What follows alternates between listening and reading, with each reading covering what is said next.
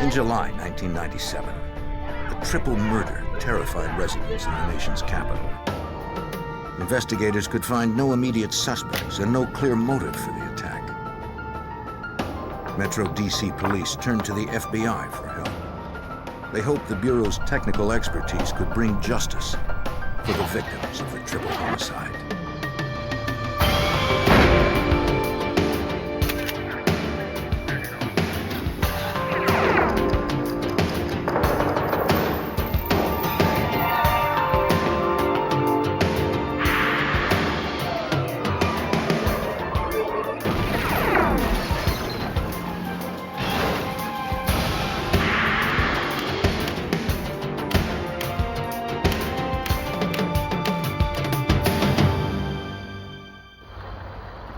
At a Georgetown coffee shop in Washington, D.C., 3 employees were shot to death.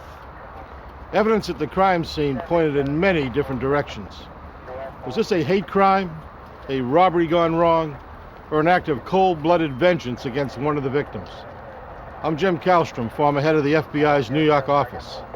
What seemed at first to be a senseless act of violence soon grew into a crime of federal proportions.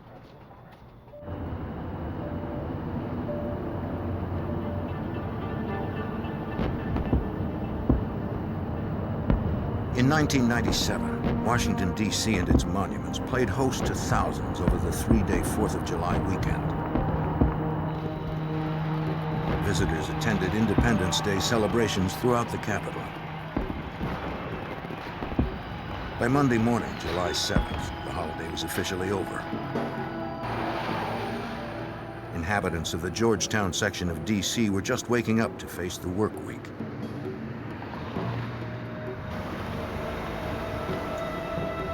At 5:15 a.m., the day shift supervisor at a popular coffee shop arrived to prepare for the onslaught of rush hour.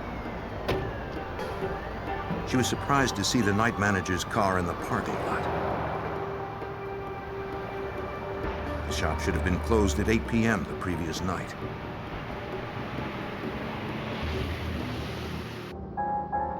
She found the lights still on, the music playing, and fresh pastries behind the counter.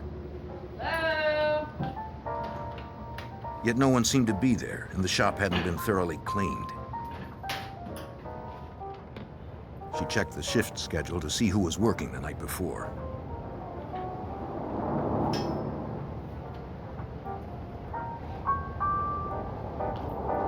Katie? Katie? She headed toward the back room, searching for her colleagues or some sort of explanation. Katie? There, she found the slaughtered bodies of the night crew. Oh my God! Oh my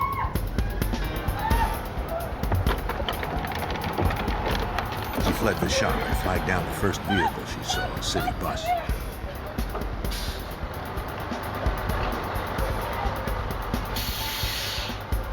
The driver called the police. Yeah.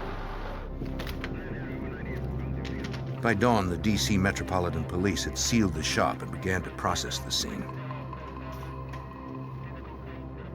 A shoe print found by the front door did not match the soles of any of the victims, nor the day managers.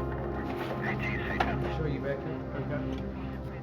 3 employees were killed by multiple gunshots.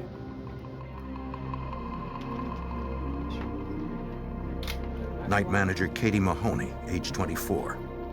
18-year-old Aaron David Goodrich, and Emery Allen Evans, age 25. The victims had apparently been caught in the middle of their cleanup routine sometime after closing at 8 p.m. Katie Mahoney, who sustained most of the gunfire, was apparently still holding her keys when she fell. To Metropolitan Police Detective James Trainham, the wanton violence seemed like an act of personal vengeance. When I first learned of how the bodies were positioned and the number of shots that had been inflicted on Katie, one of the initial theories was it was a domestic, that she had had a fight with a boyfriend and ex-boyfriend. The other 2 were in the back room, giving them some privacy. She had gone to the back, followed by the boyfriend, and he exploded, shot her multiple times, and then shot them as they tried to come to her assistance. 6 spent casings and 4 slugs from a .380 semi-automatic were collected from the floor. In the ceiling over the safe, they discovered one of 3 slugs from a .38 revolver. Multiple shots from 2 different guns suggested at least 2 gunmen. Detective Trainham now theorized that it might have been a robbery gone horribly wrong. When we found out that there were 2 guns and that there was a shot to the ceiling above the safe, which is typically a warning type shot, then that's when we started looking at commercial robbery. Now, was it totally conclusive that that made it a robbery? No, absolutely not. If it was a robbery attempt, the gunmen had likely panicked since they left empty-handed. The cash drawers were untouched, and there were no signs the safe had been tampered with. A receipt showed that one of the employees purchased a pound of coffee at 8:40, which meant they were likely still alive 40 minutes after the shop had closed. Detectives spoke to one witness who stopped by the shop at about 9:15 the previous evening. He saw the 2 male employees inside cleaning, but the door was locked, so he left, assuming it was closed. Several other would-be customers told detectives that they had visited the store moments later at around 9:30. Then at 9:30, we had actually 2 groups of people independently walk up to the front door. The door was unlocked. They walked right on in. They looked around. They could see that the store was in the process of being cleaned up, but there was nobody there. So they figured that people were in the back, and they left at that time. So we figured, based on that sort of information, that the murders occurred between 9:15 and 9:30.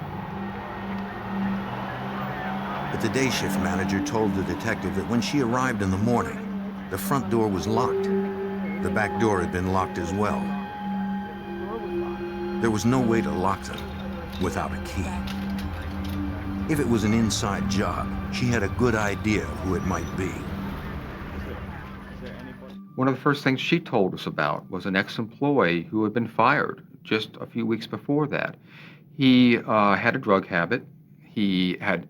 And he was a shift manager, so he had access to the safe, to the alarms.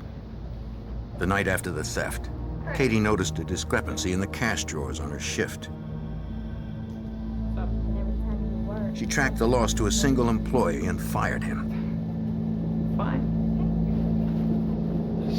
Stupid. The company did not press charges against the man, and he agreed to pay back what he took over time.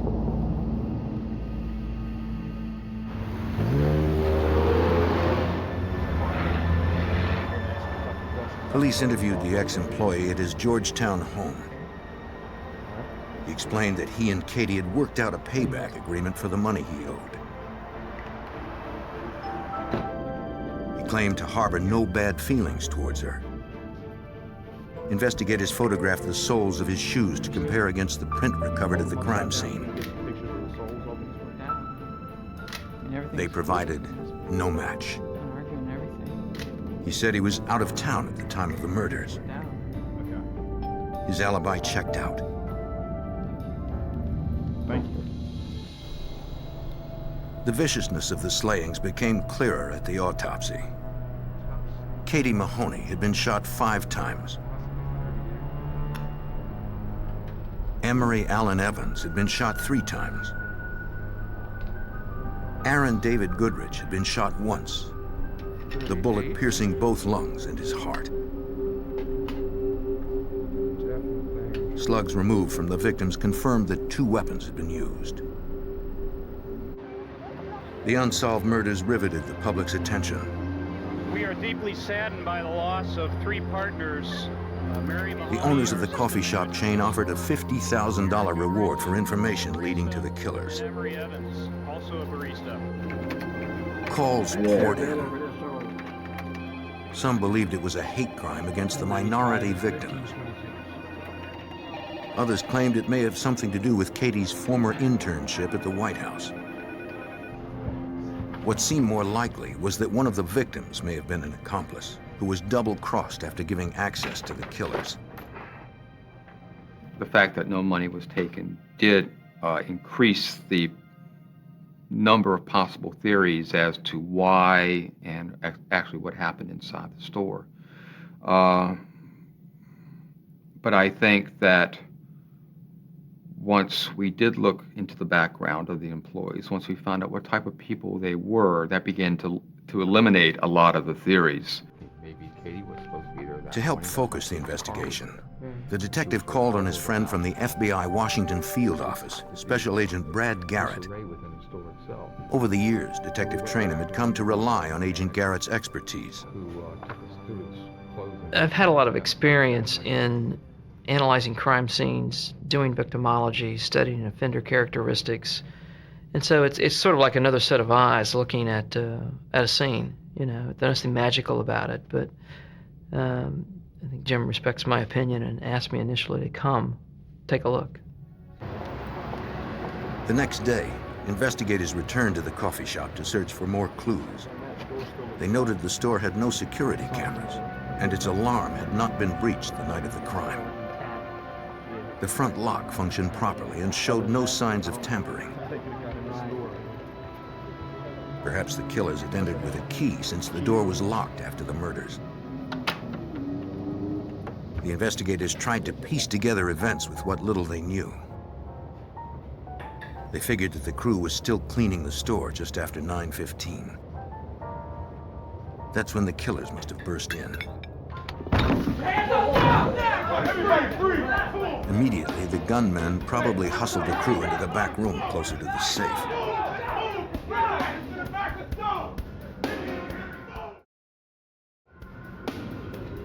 This is where they had apparently lost control of the situation. The bullet hole in the ceiling looked like a warning shot designed to get attention.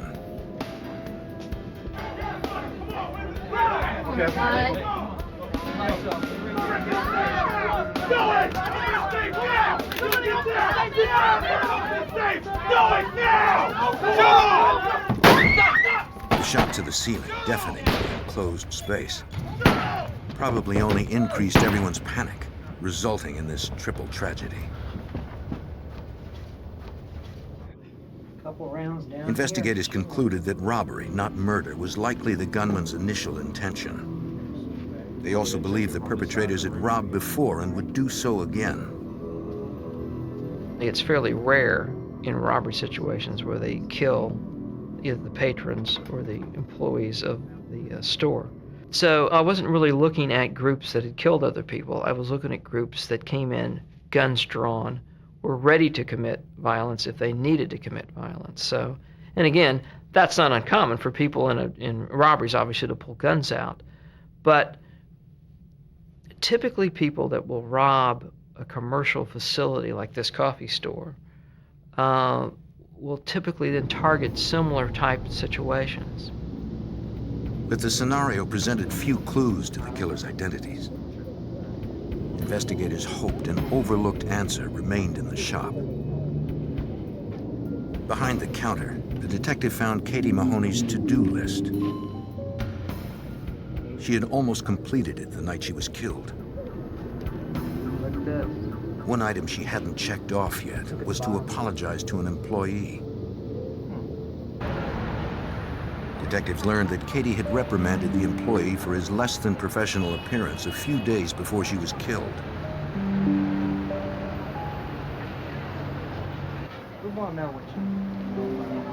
The man said that he bore no grudge against Katie. I was just shooting the pool with my buddy Steve. That's all we were doing. And what's your buddy's He explained that she was sensitive and might have felt concerned that she'd been too harsh with him, but he didn't feel that way. Okay, all right. Investigators confirmed he was with friends when the murders took place. It was another dead end. Check the house. Detective Trainum pored over store procedures and policies and discovered that someone else had been to the store at 2 a.m. We found out that the pastry guy comes with his delivery. When he arrived there that morning, he just assumed that the door was locked, used his key, pushed the carts in, closed it, and locked it behind. And that's how come when the shift manager got there, all the doors were locked. The pastry delivery explained why the front door had been locked, but it did not reveal how the killers gained entry. 3 days after the triple homicide, investigators still had no leads to the killers' identities. The murderers were still on the loose. On July 7th, 1997, 3 employees had been shot to death in a Georgetown coffee shop. A reward offered by corporate headquarters and local businesses for information grew to $100,000, the largest for a crime in D.C. history. The heavy publicized reward induced dozens of false claims. For Special Agent Brad Garrett, chasing rumors is part of the job. One thing you have to do in any of these cases is you have to keep a lot of balls in the air at the same time. You can't just do one thing. So while we're looking at the backgrounds of the victim, disgruntled employees, employees that have been fired, we're also looking at robbery groups. We're also talking to robbery homicide detectives in the metropolitan area about what cases they've had. Is there anybody that sort of fits this genre of what happened? How you doing, bud? Despite their efforts, they found no leads after 2.5 months. Then on September 27th, 1997, Metropolitan Homicide detectives received an anonymous call. DC homicide. The caller claimed that 2 people were involved in the shooting. What's that? One was named Carl. Carl? He didn't know Carl's last name, but described him as thin, mid-20s, with brown skin, according to Detective James Trainham. He said Carl lived on Gallatin Street, described the location where he lived, and he said he lived there with his mother, his wife, and his child, and that they drove a car that was a different color blue. He said, if anybody is telling you anything else, they're wrong. Your name, sir? No. The man promised to call back when he learned more. Detective Training. Just got some good information. Investigators checked DMV records and assembled a list of all the cars on Gallatin Street in Washington, D.C. On the 1200 block, they found one registered to a man named Carl Cooper. The car was listed as blue. A criminal background check revealed that 28-year-old Carl Cooper had a record of commercial armed robbery and suspected murder. I got you, man. Go ahead. Carl Cooper and an associate robbed 2 convenience stores at gunpoint in Prince George's County, Maryland in January 1989. When Cooper's associate was later found shot to death, Cooper was the prime suspect, but police never found enough evidence to prove he killed his partner.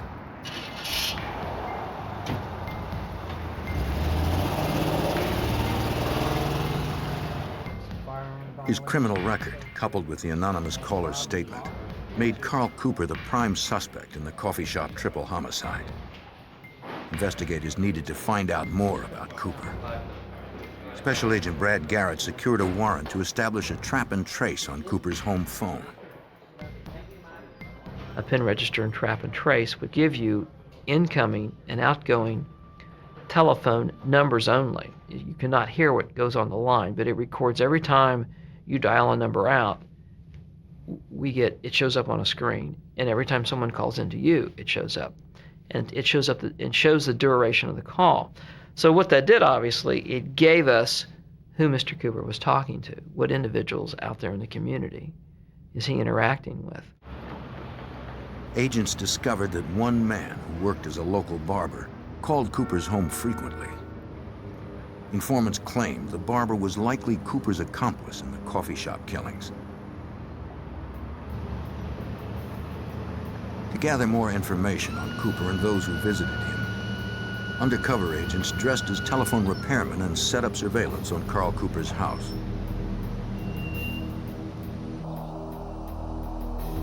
We'd put up a very discreet pole camera outside his house where it would shoot 24 hours a day on his front door to see, obviously, who's coming and going, what hours does he keep, what is his routine, what cars does he get into, who comes to visit him. Agents didn't need a court order since it was public surveillance. They monitored Cooper around the clock and created a videotape record of everyone entering and leaving the They have it right house. on the house, right? Yeah, look. Okay, great. I can zoom up if we need to. Pretty much go any way we They want. identified his child and his wife. The surveillance was not limited to his home.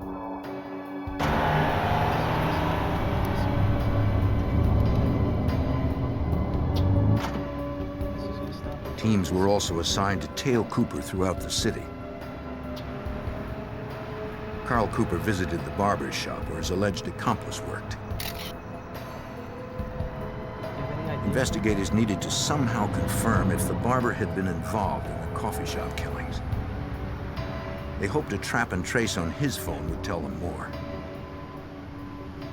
At this point, we're just trying to figure out who this guy is in the barber shop and what is his relationship with Carl, and had he committed robberies with Carl. So we did a background on him.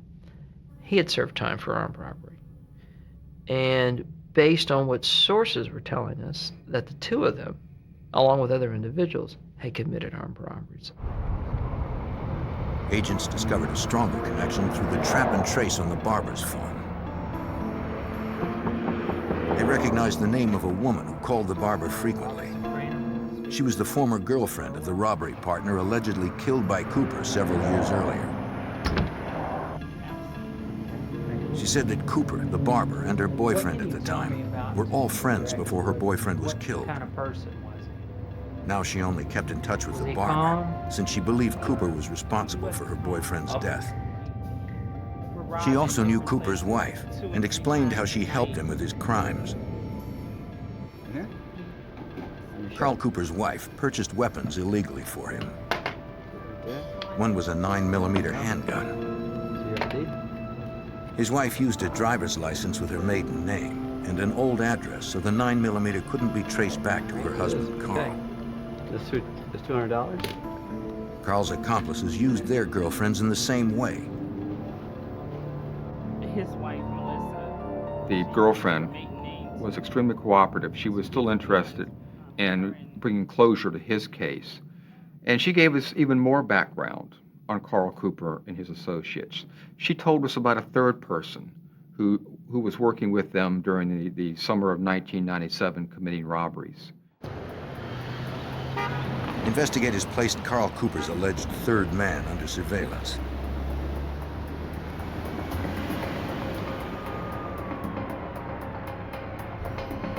He was a small-time crack dealer. If he in fact knew anything about the murders, his blatant criminal activity made him a liability to Cooper.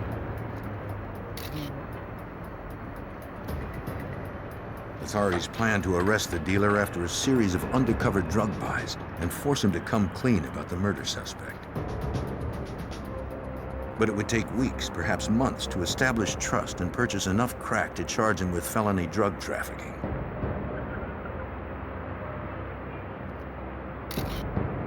If they arrested him before that, the charges would not be stiff enough to leverage his cooperation. Until then, investigators had no evidence to arrest Carl Cooper for the coffee shop triple homicide. And as time passed, Cooper would be more difficult to get to since he had insulated himself with so many. By the end of July 1998, over a year had passed since 3 employees at a Georgetown coffee shop had been shot to death. The FBI and DC Metro Police believed that 29-year-old Carl Cooper and at least one accomplice were responsible. But investigators still had no direct proof. To find it, they pursued Cooper from all directions, tracing his calls, watching his house, and surveilling his associates.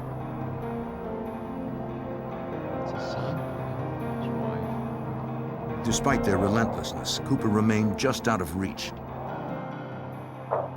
But investigators did learn that Cooper knew he was a suspect, according to FBI Special Agent Brad Garrett. As you move into these cases further and further, and you talk to more and more people, particularly people on the street, the word's going to get back to whoever you're looking at, if they're out on the street. And it did. I mean, he knew in fairly short order that the police and the FBI were taking a look at him. The FBI and Metro DC police were not the only agencies investigating Cooper. In nearby Prince George's County, Maryland, Sergeant Joseph McCann was investigating Cooper for the attempted murder of a police officer. Jim, Joe McCann, how are you? The sergeant was working with a female informant who also wanted to tell the FBI what she knew about Cooper. The informant and Mr. Cooper had committed several armed robberies together, which is the reason why the informant was in jail for armed robbery at the time. So she knew him very well. I was the getaway driver. There's 2 others involved. Investigators interviewed her at a prison in Pennsylvania. Though she had no direct knowledge of the coffee shop murders, she knew firsthand how Cooper operated. The woman told about a pizzeria robbery that they'd committed in September 1996. Cooper was the leader. She was the driver of the stolen getaway car. Cooper's friend, the barber, and the woman's boyfriend at the time were also in on the job. She said that Cooper carried 2 guns into the restaurant that night, as he usually did. All right, everybody, don't move! Don't move! Keep quiet! Get that money out of there! His job was to shoot anyone who didn't obey orders. Where's something I wanted? Right now, let's go! Come on, let's go! Go, guys, go! Hurry up! Move! No gunfire was needed that night. They collected the cash drawer and wallets and made a fast getaway. Tell me just as best you can recall what Cooper told you. The informant wasn't finished. She told investigators about another robbery shortly after the pizzeria heist, when Cooper had fired his weapon.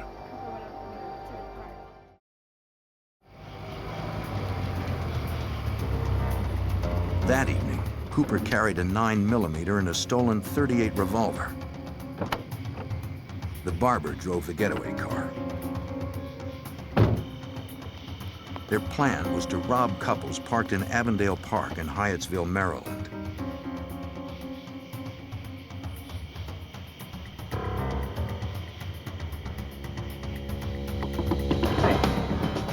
Give me your money. Cooper was unaware that the man he attacked was an off-duty Maryland officer.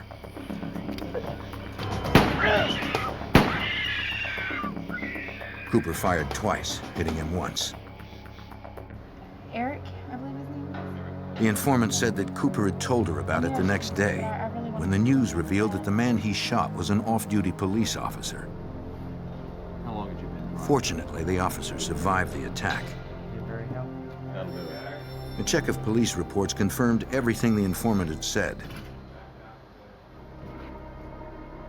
Special Agent Brad Garrett had every reason to believe her. Her level of detail was just phenomenal, which she was able to lay out when it happened, where it happened, what time it happened, who participated, even the interaction between the robbers and the victims that we knew about, obviously, through what the victims had told us during the robbery. So she was really a pot of gold in this case. The information demonstrated that Cooper wasn't just a violent criminal. He was the leader of a band of robbers. The informant had provided facts that the FBI could build a case around. She was basically the first bit of information that, in my mind and in the prosecutor's mind, that really started fitting a RICO case or a racketeering case, where you've got a group that's committing violent acts interstate, robbing commercial facilities, and that we saw through her the real possibility of putting together a federal RICO indictment that would include the coffee store triple murder. Building a racketeering case that proved Carl Cooper was the leader of a criminal organization meant outlining those activities in detail. The FBI secured a warrant to wiretap Cooper's phone. Now they could capture conversations, not just phone numbers. We're going to record any incoming conversations as well. As part of the warrant, they also cloned Cooper's pager number. Anytime someone paged Cooper, the agent's pager would also beep. With everything in place, Detective Trainham hoped to stimulate conversation between Cooper and his associates. They began by inquiring on the whereabouts of the 9mm handgun purchased illegally by Cooper's wife. Well, we knew that his wife had made that purchase of a handgun for him in 1996. So what we did was we went out to the address that she had given the gun shop when she had purchased the gun, and it turned out to be her mother's address. As a ruse to get information, investigators asked the mother if her daughter still had the 9mm handgun. They told her they needed to complete a routine check of its serial number to verify whether it had been used in a crime. Well, she hasn't called me. I have not disowned, I just have not heard. The woman claimed that she had not spoken to her daughter since they had had a disagreement some time ago. Thank you. Investigators felt sure that she was lying. As we were walking back to the car, a distance of less than 50 feet, Carl's pager starts going off with 911, 911 behind it. And we knew that we had probably struck some kind of nerve there at that point. Already. She doesn't know where she is. That's the number. I don't believe it. Agents monitoring Cooper's home phone heard the mother call to warn that authorities were looking for her daughter's gun. Hey, all right. It comes again. Cooper's wife tried paging Carl, but he didn't respond.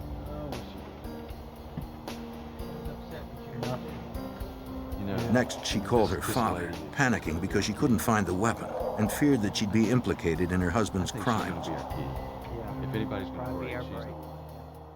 Carl's wife was on a cordless phone, sitting outside on the front porch, and she's on the phone to one of her relatives, hysterically sobbing about how the police are going to lock her up for this gun, that Carl's done something with this gun, and that she looked in the hiding place in the house and the gun wasn't there, so Carl must have it.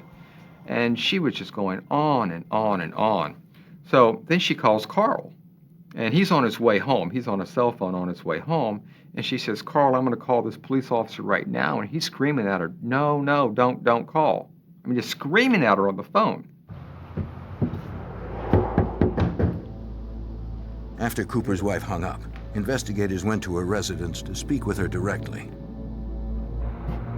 Wife said they were here. They knew she and Carl were home, but no one came to the door.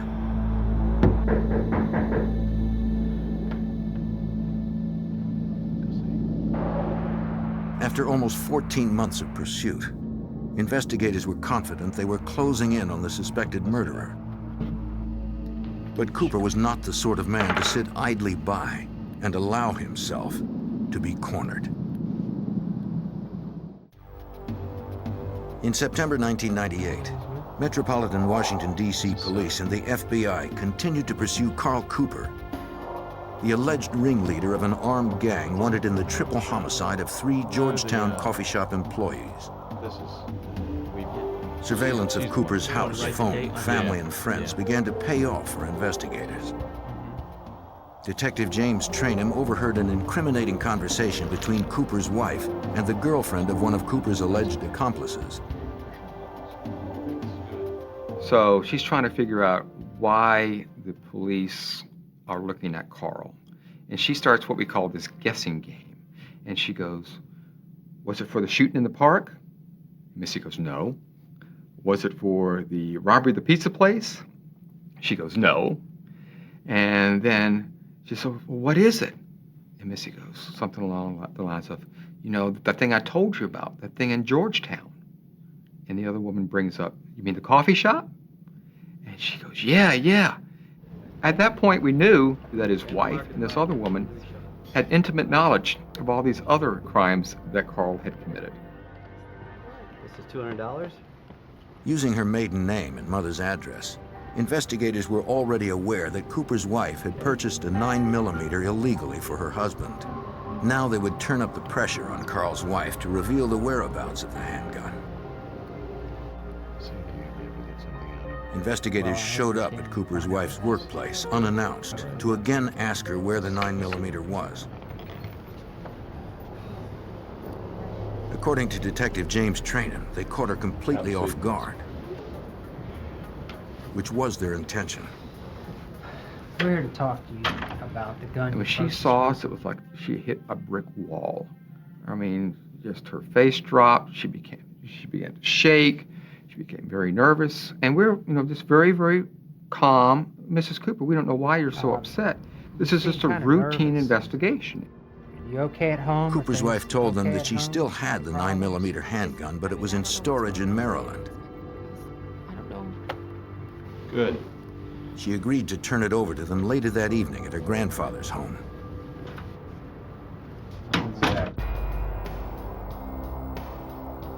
Close to the appointed time, FBI agents watched suspected murderer Carl Cooper removing what appeared to be a gun case from his house. Agents were not sure what to expect at the meeting with his family. Garrett. Maybe it was a Cooper trap. just left in the car. He had the gun with him. The agent wore a wire to alert other agents parked close by if they should need assistance.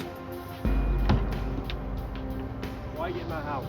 As they approached You have no Cooper's reason to wife's be- grandfather's Maryland home, Cooper confronted them. Your house, you here? He accused the agents of harassing his wife, but he didn't prevent them from going inside. Her grandfather and child sat at the table with the gun. Do not touch the gun. Since the 9mm handgun was already in plain view, investigators were legally permitted to seize it.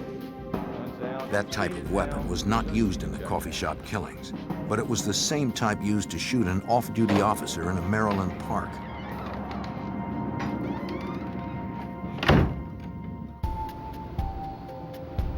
Agents sent the gun to the ballistics lab where it was test-fired and compared to the slugs removed from the wounded officer. Shallow grooves imprinted by the inside of the barrel on each of the slugs did not match. But the marks made by the weapon's ejector pin on the shell casings matched those on the shell casings collected from the crime scene. Experts determined that the barrel might have been switched or altered, but they agreed that this was definitely the gun used to shoot the officer in Maryland, according to Sergeant Joseph McCann. Once we received that ballistic report and we confirmed that this weapon that was registered to Carl Cooper's wife was used to shoot an off-duty Prince George's County police officer, at that point we had entered into a completely different realm in the investigation. It stepped it up considerably at that point. Though investigators had evidence against Cooper for that crime, they had little to charge him for the Georgetown triple homicide or for federal racketeering. To get to Cooper, Special Agent Brad Garrett and his team turned back to one of Cooper's alleged accomplices, a crack dealer who had been under surveillance for months. We set up multiple crack buys from this guy until eventually we got up to a quantity that he faced a mandatory minimum sentence in federal court, and then we arrested him. The key was to get him to help us. Investigators would pressure him to inform on Cooper in exchange for a reduction in his trafficking charges. 1, 2, 3. To avoid years in prison, the dealer agreed to wear a wire. He wasn't as close to Cooper as agents had hoped. But the dealer was close to another one of Cooper's alleged accomplices. Hey, his what's friend up? from the barber shop. Good, good. He called the barber to set up a I was meeting. wondering if I could meet with you guys.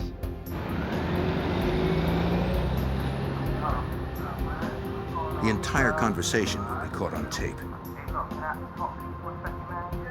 The informant told the barber that police had stopped him on the street, asking questions about their involvement with Carl Cooper in the triple homicide. The barber was already aware of the investigation and assured him that he had nothing to do with it. The barbershop guy kind of whispers to the drug dealer, "Look, I know Carl did it. He called me the night before and he wanted me to go along with him. But he never called me back. I said I would, but he never called me back. And then the next morning, bam, they were dead."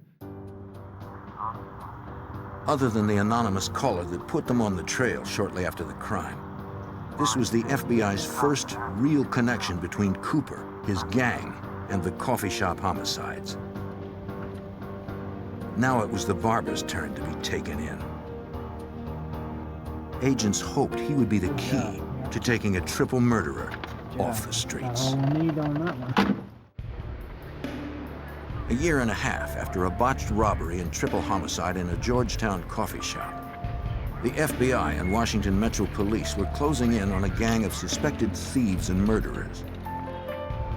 The barber, believed to be one of them, told an FBI informant that he had agreed to rob the coffee shop with ringleader Carl Cooper. But Cooper never called him back, so the barber figured Cooper had committed the crime by himself. FBI Special Agent Brad Garrett decided it was time to question the barber directly and find out how much he knew about Cooper. So we thought at that point, well, the barbershop guy obviously knows something about this, but he's basically saying he would have participated but wasn't called, so didn't participate. So we weren't sure at that point. Now, then, did Cooper do it alone? Did he pull somebody else in to help him do the robbery? We weren't really sure, but we then had enough that we could charge the barbershop guy. Early in the morning, authorities followed the barber from his home and cornered him in an isolated location. Agents wanted to be certain that no one, especially Carl Cooper, knew that Cooper's suspected accomplice was being taken in.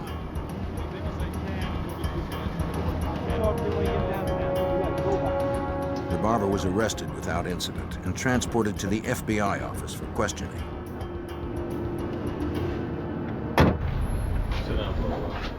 The man once again denied any participation in the coffee shop homicides. But he did tell agents what Carl Cooper had said the night before the crime. He told us that Carl had come to him and said, you know, I've been surveilling this coffee shop. It doesn't have any surveillance cameras. They take in a lot of money, and I want to hit it. And he said, okay, I'll go with you. What do you want the me barber to tell maintained that Cooper never called him back. Start at the beginning. And as far as he knew, the ringleader had no other accomplices on the job. Even if the barber hadn't participated in the coffee shop murders, authorities had enough to charge him with conspiracy to commit armed robbery. Hoping for leniency, he told them what he knew about Cooper. On May 1st, 1993, he and Cooper committed their first crime together. The barber didn't have a gun, but Cooper said he would get one for him. They spotted an armed security guard at a DC apartment building. Cooper snuck up on him. Hey. When the guard tried to draw his weapon, Cooper shot him, then took the dead man's gun. Look, man, I got him. Carl runs out, runs to him, and they take off. So that's a murder we didn't even know about that Cooper had done. So that also was another case that was rolled into this RICO indictment. We ran into the pizza store, and it was The barber understood that stopping Cooper was the FBI's ultimate goal. I don't know, man. I don't know. He agreed to wear a wire and meet with Cooper. Agents followed the barber through less populated roads after he picked up Cooper in his car. In the course of their recorded conversation, Cooper expressed his rage that the authorities were on his back. Did you hear that, Nick? Yeah. Sounds like he wants to kill the DC cop. He vowed to kill Agent Garrett and Detective Trainham. He also admitted that at one point he had seen Brad Garrett on the street, and he had followed him for a while, and he was laughing about how Brad didn't know that he was being followed. And so it was a bit unnerving, but we knew that we had to arrest Carl pretty quickly after that. Authorities weren't going to take any chances. A few days later, they decided to arrest him for shooting the officer in Maryland. They hoped a search warrant for his house would provide the physical evidence needed to tie him directly to the coffee shop slayings. Inside Cooper's home, officers found ski masks, law enforcement clothing, and a variety of ammunition. But none of it could prove that Carl Cooper had murdered the 3 employees at the coffee shop.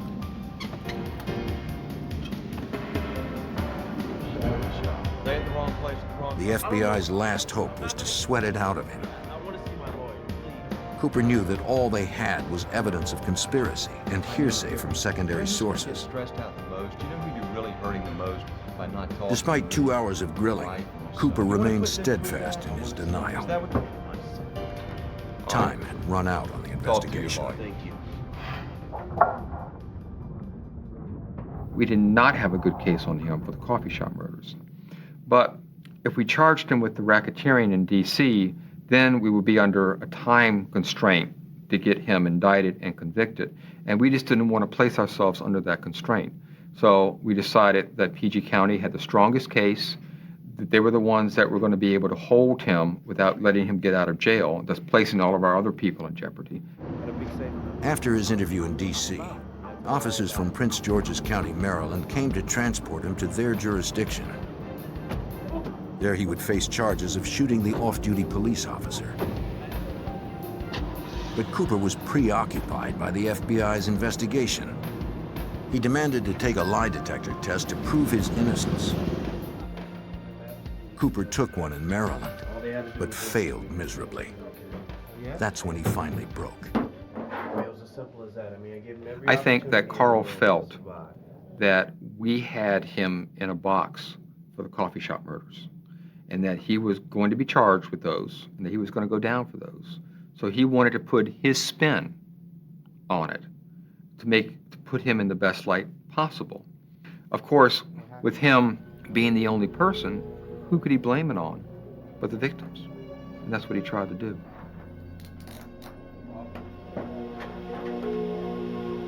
Cooper actually made 3 separate confessions, each time taking more of the blame.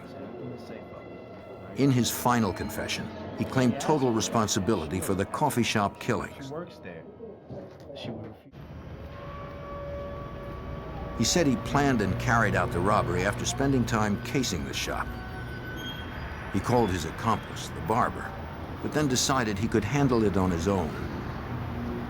He didn't want to lose the window of opportunity after the shop closed and before the crew went home.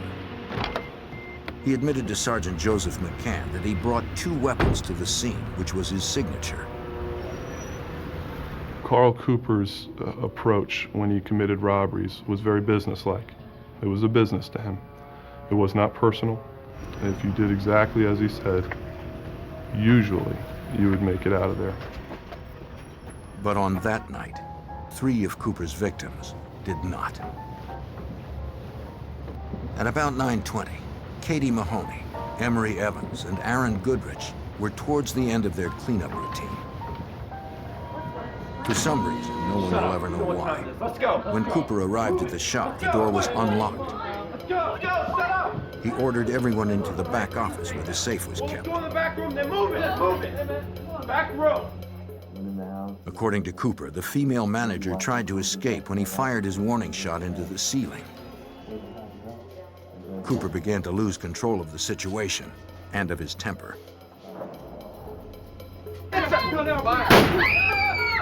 He shot her first, then the others.